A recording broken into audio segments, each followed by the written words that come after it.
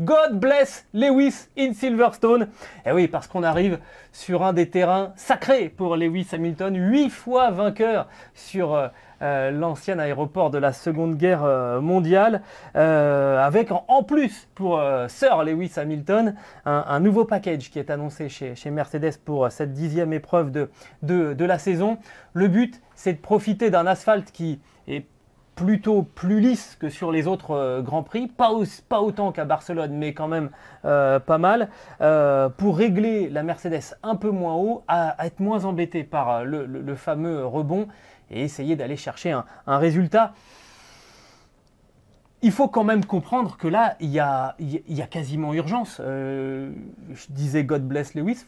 Presque, il faut sauver le soldat Lewis, Stéphane, chez Mercedes. Je pense que la nuit à Silverstone, ils doivent limer les bosses en espérant que Lewis ne rebondisse pas dessus. J'ai envie de te dire, Gilles, allez, je pense que Lewis Hamilton peut gagner ce dimanche, carrément. Ah ouais, allons-y. Okay. Oui, parce qu'il y a un fluide spécial, il y a quelque chose. Banfool, hein, on est d'accord, c'est lui qui a un petit peu inventé ça, ces communions. Après ses victoires, il a une relation spéciale avec le public qui le pousse. Ça le fait faire vraiment des choses extraordinaires. Je pense vraiment qu'il peut nous sortir un 110%. Il s'est fait vraiment un moral au Canada, ça va mieux. Dans le public, on adore quand sortent ces drapeaux Hammer Time. Ouais. Quand là on dit Lewis, c'est maintenant qu'il faut attaquer, c'est souvent juste avant ou juste après un pit stop. C'est Bono qui lui dit ça dans la radio, It's Hammer Time. Ouais. C'est vraiment ça pour dire, bien. Voilà, là il faut y aller. Et je pense qu'on va entendre ça et qu'on va frissonner ce dimanche par rapport à ça. Il faut dire qu'il sort quand même de 2 éditions du Grand Prix de Grande-Bretagne qui sortent de l'ordinaire. On se souvient en 2020, sa crevaison dans le dernier tour. Et oui. Peter Bonington qui lui dit, secteur après secteur, tu as 10 secondes d'avance sur Max Verstappen, tu as 8 secondes, tu as 6 secondes, avec un calme olympien. Et finalement, il arrive à aller chercher la victoire sur 3 roues. Puis l'année dernière, en revanche, cet énorme accrochage avec Max Verstappen, dont on s'est sorti, dont le monde de la Formule 1 est sorti indemne parce que Max Verstappen n'a pas été blessé, mais c'était très chaud. Et finalement, ça avait été le premier acte de la montée vraiment en tension entre les 2 candidats au titre l'année dernière. Et puis je pense aussi, Gilles, je mentionne 2008, ce que Lewis Hamilton tient comme l'une de ses plus belles victoires sous une pluie battante.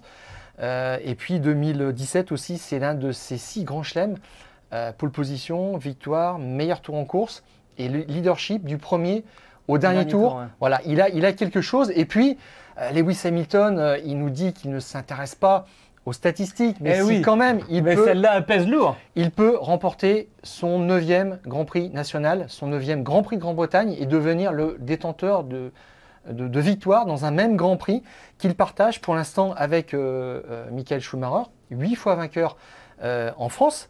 Et puis Lewis Hamilton a aussi gagné, il aura une autre cartouche en Hongrie puisqu'il a gagné 8 fois là-bas, donc il pourra essayer de gagner une 9e fois. En tous les cas, on sort de ce Grand Prix à Montréal où il pouvait aussi essayer d'égaler ce record de 8 victoires, c'était raté, c'est pas passé très très loin. Bon, il n'a jamais eu l'opportunité de gagner, mais il a vu la victoire de plus près d'habitude cette année. Et je pense que là, ça l'a un petit peu remis en selle pour espérer quand même un exploit. Et même chez Mercedes, on ne dit plus avant un Grand Prix, no way, c'est pas la peine, on ne rêve pas. C'est dans des circonstances un petit peu particulières. On peut gagner, ça sera difficile, mais on peut. On peut le faire. Alors, il y a une autre statistique aussi, je pensais que tu allais l'évoquer, c'est que ça fait 15 saisons consécutives que Lewis Hamilton remporte au moins un Grand Prix. Donc là aussi, il est l'égal de Michael Schumacher et il a besoin d'une victoire cette saison pour être seul devant dans cette statistique. Et sur les 9 derniers Grands Prix qui se sont courus à Silverstone, alors j'inclus aussi le Grand Prix du 70e anniversaire. Oui, parce qu'il y a eu 2 Grands Prix en 2020. Voilà, c'est ça. Eh bien, il reste sur 9 podiums quand même. Donc, ça montre qu'il est toujours là, quoi. Je pense que c'est un circuit quand même où il y a un facteur pilote qui est très très important. Ouais. Alors, tu l'as dit, Gilles, il y a des nouvelles pièces. Alors moi, je te renvoie un petit peu à ce qui s'était passé à Montmelo, où l'équipe avait dit « Ah là, ça y est, on s'est débarrassé du marsouinage en ligne droite ». Alors tu te souviens quand même que, par contre, dans les grandes courbes, ils avaient dit qu'ils avaient encore ce problème de rebond. que tout n'était pas réglé et que spécialement la voiture était un petit peu instable à l'entrée de ces courbes rapides. Alors, les Grands Prix qui ont suivi, qu'est-ce que c'était? C'était Monaco, c'était l'Azerbaïdjan, voilà, là où on n'a pas de courbe rapide, mais on a surtout des sections dans la ville, dans la vieille ville, qui sont assez serrées comme à Monaco. Il y a la fin du tour où il y a quelques virages, mais c'est pas ce qui demande vraiment des qualités de châssis.